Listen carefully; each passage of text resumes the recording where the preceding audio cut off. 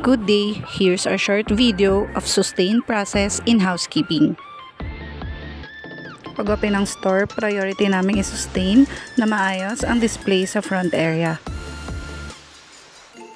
Chine-check din namin kung may charge at maayos i-operate ang mga sales materials.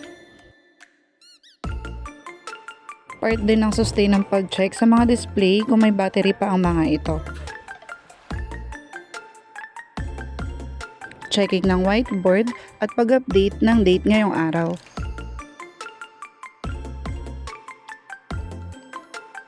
Checking ng mga sticker sa hanger at paglagay kung wala na para masustain ang order ng display. Paggamit ng visual guide para mapanatiling maayos ang mga display.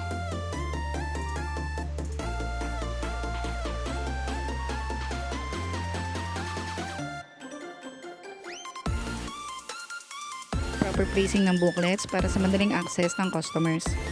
Sustain habits na makakapag-remind sa atin ng 5S of housekeeping.